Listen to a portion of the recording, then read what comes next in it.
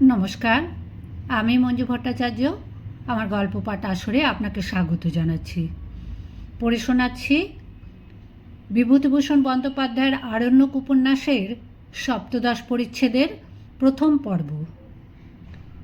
সন্ধ্যার পরে লবটুলিয়া নূতন বস্তুগুলি দেখিতে বেশ লাগে। কুয়াশা হইয়াছে বলিয়া জ্যোৎস্না একটু অস্পষ্ট। বিস্তীর্ণ প্রান্তরব্যাপী কৃষিক্ষেত্র, দূরে দূরে দুপাঁচটা আলো জ্বলিতেছে বিভিন্ন বস্তিতে। কত লোক, কত পরিবার অন্যের সংস্থান করিতে আসিয়াছে আমাদের মহালে। বন কাটিয়া গ্রাম বসাইয়াছে, চাষ আরম্ভ করিয়াছে। আমি সব বস্তির নামও জানি না, সকলকে চিনিও না। কুয়াশাবৃত জ্যোৎস্না লোকে এখানে ওখানে দূরে নিকটে ছড়ানো বস্তিগুলি কেমন রহস্যময় দেখাইতেছে। যেসব লোক এইসব বস্তিতে বাস করে তাহাদের জীবনও আমার কাছে এই কুয়াশাচ্ছন্ন জ্যোৎস্নাময় রাত্রির মতো রহস্যাবৃত। ইহাদের কাহারও কাহারোর সঙ্গে আলাপ করিয়া দেখিয়াছি। জীবন সম্বন্ধে ইহাদের দৃষ্টিভঙ্গি, ইহাদের জীবনযাত্রা প্রণালী আমার বড় অদ্ভুত লাগে। প্রথম ধরা যাক ইহাদের খাদ্যের কথা। আমাদের মহালের জমিতে বছরে 3টি খাদ্যশস্য জন্মায়। ভাদ্র মাসে মকাই, পৌষ মাসে কলাই এবং বৈশাখ মাসে গম। মকাই খুব বেশি হয় না, কারণ ইহার উপযুক্ত জমি বেশি নাই। কলাই ও গম যথেষ্ট উৎপন্ন হয়, কলাই বেশি, গম তাহার অর্ধেক। সুতরাং লোকের প্রধান খাদ্য কলাইয়ের ছাতু। ধান একেবারেই হয় না, ধানের উপযুক্ত নাবাল জমি নাই। এ অঞ্চলের কোথাও, এমনকি কড়ারি জমিতে কিংবা গভর্নমেন্ট খাসমহলেও ধান হয় না। ভাত জিনিসটা সুতরাং এখানকার লোকে কালে ভদ্রে খাইতে পায়। ভাত খাওয়াটা শখের বা বিলাসিতার ব্যাপার বলিয়া গণ্য। 2-4জন খাদ্যবিলাসী লোক গম বা কলাই বিক্রয় করিয়া ধান কিনিয়া আনে বটে, কিন্তু তাহাদের সংখ্যা আঙুলে গোনা যায়। তারপর ধরা যাক ইহাদের বাসগৃহের কথা। এই যে আমাদের মহালে 10,000 বিঘা জমিতে অগণ্য গ্রাম বসিয়াছে। সব গৃহস্থের বাড়ি জঙ্গলের কাছ ছাওয়া, কাশ ডাঁটার বেড়া। কেহ কেহ তাহার উপর মাটি লেপিয়াছে, কেহ কেহ তাহা করে নাই। এদেশে বাঁশ গাছ আদৌ নাই। সুতরাং বনের গাছের বিশেষ করিয়া কেঁদ ও পিয়াল ডালের বাতা ও খুঁটি ও আড়া দিয়াছে ঘরে। ধর্মের কথা বলিয়া কোনো লাভ নাই। ইহারা যদিও হিন্দু, কিন্তু 33 কোটি দেবতার মধ্যে ইহারা হনুমানজিকে কি করিয়া বাছিয়া বাহির করিয়া লইয়াছে জানে না। প্রত্যেক বস্তিতে একটা উঁচু হনুমানজির ধ্বজা থাকিবেই। এই ধ্বজার রীতিমতো পুজো হয়, ধ্বজার গায়ে সিঁদুর লেপা হয়। রাম সীতার কথা ক্বচিৎ শোনা যায়। তাহাদের সেবকের গৌরব তাহাদের দেবত্বকে একটু বেশি আড়ালে ফেলিয়াছে। বিষ্ণু, শিব, দুর্গা, কালী প্রভৃতি দেবদেবীর পূজা প্রচার তত নাই। আদৌ আছে কিনা সন্দেহ, অন্তত আমাদের মহলে তো আমি দেখি নাই। ভুলিয়া গিয়াছি, একজন শিবভক্ত দেখিয়াছি বটে। তার নাম দ্রোণ মাহাতো, জাতিতে গাঙ্গোতা। কাছারিতে কোথা হইতে কে একটা শিলাখণ্ড আনিয়া আজ নাকি 10-12 বছর কাছারির হনুমানজির ধ্বজার নিচে রাখিয়া দিয়াছে। সিপাহীরা মাঝে মাঝে পাথরখানাতে সিঁদুর মাখায়, 1 ঘটি জলও কেউ কেউ দেয়, কিন্তু পাথরখানা বেশিরভাগ অনাদৃত অবস্থাতেই পড়িয়া থাকে। কাছারির কিছু দূরে একটা নূতন বস্তি আজ মাস 2 গড়িয়া উঠিয়াছে। দ্রোণ মাহাতো সেখানে আসিয়া ঘর বাঁধিয়াছে। দ্রোণের বয়স 70-এর বেশি ছাড়া কম নয়। প্রাচীন লোক বলিয়াই তাহার নাম দ্রোণ। আধুনিককালের ছেলে ছোকলারা হইলে নাকি নাম হইত ডোমন, লোধাই, মহারাজ ইত্যাদি। এসব বাবুগুড়ির নাম সেকালে বাপ মায় রাখিতে লজ্জা বোধ করিত। যাহা হোক, বৃদ্ধ দ্রোণ একবার কাছারি আসিয়া হনুমান ধ্বজার নিচে পাথরখানা লক্ষ্য করিল। তারপর হইতে বৃদ্ধ কলবলিয়া নদীতে প্রাতঃস্নান করিয়া 1 ঘটি জল প্রত্যহ আনিয়া নিয়মিতভাবে পাথরের ওপরে ঢালিত ও 7 বার পরম ভক্তি ভরে প্রদক্ষিণ করিয়া সাষ্টাঙ্গে প্রণাম করিয়া তবে বাড়ি ফিরিত। দ্রোণকে বলিয়াছিলাম, কলবলিয়া তো 1 ক্রোশ দূর, রোজ যাও সেখানে, তার চেয়ে ছোট কুণ্ডির জল আনলেই পারো। দ্রোণ বলিল, মহাদেবজি স্রোতের জলে তুষ্ট থাকেন বাবুজি। আমার জন্ম সার্থক, যে ওকে রোজ জল দিয়ে স্নান করাতে পায়। ভক্ত ভগবানকে গড়ে। দ্রোণ মাহাতোর শিব পূজার কাহিনী লোক মুখে বিভিন্ন বস্তিতে ছড়াইয়া পড়িতেই মাঝে মাঝে দেখি 2-5 জন শিবের পূজারী নর নারী যাতায়াত শুরু করিল। এ অঞ্চলে এক ধরনের সুগন্ধ ঘাস জঙ্গলে উৎপন্ন হয়। ঘাসের পাতা বা ডাঁটা হাতে লইয়া আঘ্রাণ লইলে চমৎকার সুবাস পাওয়া যায়। ঘাস যত শুকায় গন্ধ তত তীব্র হয়। কে একজন সেই ঘাস আনিয়া শিব ঠাকুরের চারিধারে রোপণ করিল। একদিন মটুকনাথ পণ্ডিত আসিয়া বলিল, বাবুজি, একজন গাঙ্গোতা কাছারির শিবের মাথায় জল ঢালে, এটা কি ভালো হচ্ছে? বলিলাম, পণ্ডিতজি, সেই গাঙ্গুতাই ওই ঠাকুরটিকে লোক সমাজে প্রচার করেছে যতদূর দেখতে পাচ্ছি। কই, তুমিও তো ছিলে, এক ঘটি জল তো কোনো দিন দিতে দেখিনি তোমায়। রাগের মাথায় খেয়েই হারাইয়া মটুকনাথ বলিয়া বসিল, ও শিবই নয় বাবুজি, ঠাকুর প্রতিষ্ঠা না করলে পুজো পাওয়ার যোগ্য হয় না, ও তো একখানা পাথরের নুড়ি।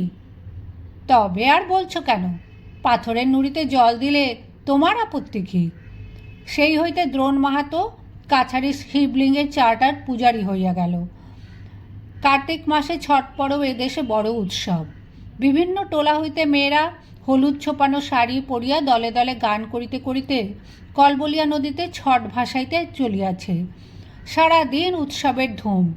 সন্ধ্যায় বস্তিগুলির কাছ দিয়ে যাইতে যাইতে ছট পরবের পিঠে ভাজার ভরপুর গন্ধ পাওয়া যায়। কত রাত পর্যন্ত ছেলে মেয়েদের হাসি কলরব, মেয়েদের গান। যেখানে নীল গাইয়ের জেরা গভীর রাত্রে দৌড়াইয়া যাইত, হায়নার হাসি ও বাঘের কাশি। অভিজ্ঞ ব্যক্তি জানেন, বাঘের অবিকল মানুষের গলায় কাশির মতো এক প্রকার শব্দ করে শোনা যাইত। সেখানে আজ কলহাস্য মুখরিত, গীতিরবপূর্ণ, উৎসবদীপ্ত এক বিস্তীর্ণ জনপদ। ছট পরবের সন্ধ্যায় ঝল্লুটোলায় নিমন্ত্রণ রক্ষা করিতে গেলাম। শুধু এই এক টোলায় নয়, 15টি বিভিন্ন টোলা হইতে ছট পরবের নিমন্ত্রণ পাইয়াছে কাছারি শুদ্ধ সকল আমলা।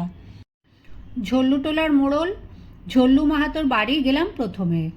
ঝল্লু মাহাতোর বাড়ির একপাশে দেখি এখনও জঙ্গল কিছু কিছু আছে। ঝল্লু উঠানে এক ছেঁড়া শামিয়ানা টাঙাইয়াছে, তাহারই তলায় আমাদের আদর করিয়া বসাইল। টোলার সকল লোক ফর্সা ধুতি ও মেরজাই পরিয়া সেখানে ঘাসে বোনা এক জাতীয় মাদুরের আসনে বসিয়া আছে।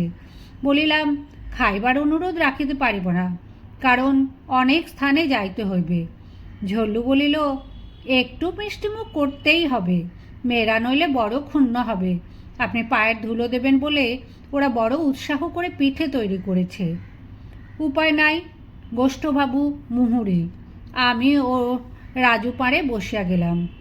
শালপাতায় কয়েকখানি আটা ও গুড়ের পিঠে আসিল। একখানি পিঠে 1 ইঞ্চি পুরু ইটের মতো শক্ত।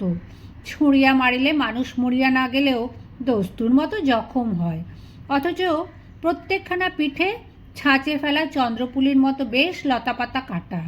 ছাঁচে ফেলিবার পরে তবে ঘিয়ে ভাজা হয়েছে। অত যত্নে মেয়েদের হাতে তৈরি পিষ্টকের সদ্ব্যবহার করিতে পারিলাম না। আধখানা অতি কষ্টে খাইয়াছিলাম, না মিষ্টি না কোনো স্বাদ। বুঝিলাম গাঙ্গোতা মেয়েরা খাবার দাবার তৈরি করতে জানে না। রাজু পাড়ে কিন্তু 4-5খানা সেই বড় বড় পিঠে দেখিতে দেখিতে খাইয়া ফেলিল এবং আমাদের সামনে চক্ষু লজ্জাবশত বোধহয় আর চাহিতে পারিল না। ঝল্লুটোলা হইতে গেলাম লোধাই টোলা, তারপর পর্বত টোলা, ভীমদাস টোলা, আশরফি টোলা, লক্ষ্মণিয়া টোলা ইত্যাদি। প্রত্যেক টোলায় নাচ গান হাসি বাজনার ধুম। আজ সারা রাত ইহারা ঘুমাইবে না, এ বাড়ি ও বাড়ি খাওয়া দাওয়া করিয়া নাচ গান করিয়াই কাটাইয়া দিবে। একটি ব্যাপার দেখে আনন্দ হইল, মেয়েরা সব টোলাতেই যত্ন করিয়া নাকি খাবার তৈরি করিয়াছে আমাদের জন্য। ম্যানেজারবাবু নিমন্ত্রণে আসিবেন শুনিয়া তাহারা অত্যন্ত উৎসাহের ও যত্নের সহিত নিজেদের চরম রন্ধন কৌশল প্রদর্শন করিয়া পিষ্টক গড়িয়াছে। মেয়েদের সহৃদয়তার জন্য মনে মনে যথেষ্ট কৃতজ্ঞ হইলেও তাহাদের রন্ধনবিদ্যার প্রশংসা করিয়া উঠিতে পারিলাম না। ইহা আমার পক্ষে খুবই দুঃখের বিষয়। ঝল্লুটোলার অপেক্ষা নিকৃষ্টতর পিষ্টকের সহিত স্থানে স্থানে পরিচয় ঘটিল। সব জায়গায় দেখি রঙিন শাড়ি পরা মেয়েরা কৌতূহলপূর্ণ চোখে আড়াল হইতে ভোজনরত বাঙালি বাবুদের দিকে চাহিয়া আছে। রাজু পাড়ে কাহাকেও মনে কষ্ট দিল না। পিষ্টক ভক্ষণের সীমা অতিক্রম করিয়া রাজু পাড়ে ক্রমশ অসীমের দিকে চলিতে লাগিল দেখিয়া আমি গণনার হাল ছাড়িয়া দিলাম।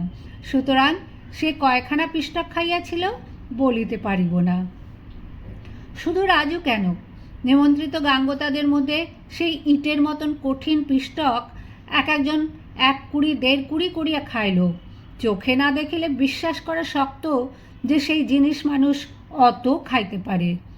নাড়া বৈহারে ছনিয়া ও সুরতিয়াদের ওখানেও গেলাম। সুরতিয়া আমায় দেখিয়া ছুটিয়া আসিল। বাবুজি এত রাত করে ফেললেন? আমি আর মা দুজনে বসে আপনার জন্য আলাদা করে পিঠে করেছি। আমরা হাঁ করে বসে আছি আর ভাবছি এত দেরি হচ্ছে কেন। আসুন বসুন। নকছেদি সকলকে খাতির করিয়া বসাইল। তুলসীকে খুব যত্ন করিয়া খাইবার আসন করিতে দেখিয়া মনে মনে হাসিলাম। ইহাদের এখানে খাইবার অবস্থা কি আর আছে? সুরতিয়াকে বলিলাম, তোমার মাকে বলো পিঠে তুলে নিতে, এত কে খাবে? সুরতিয়া বিস্মিত দৃষ্টিতে আমার দিকে চাহিয়া বলিল, ও কি বাবুজি, এই কখানা খাবেন না? আমি আর ছুনিয়াই তো 15-16 খানা করে খেয়েছি। খান। আপনি খাবেন বলে ওর ভেতরে মা কিশমিশ দিয়েছে, দুধ দিয়েছে, ভালো আটা এনেছে বাবা ভীমদাস টোলা থেকে। খাইব না বলিয়া তাল করি নাই।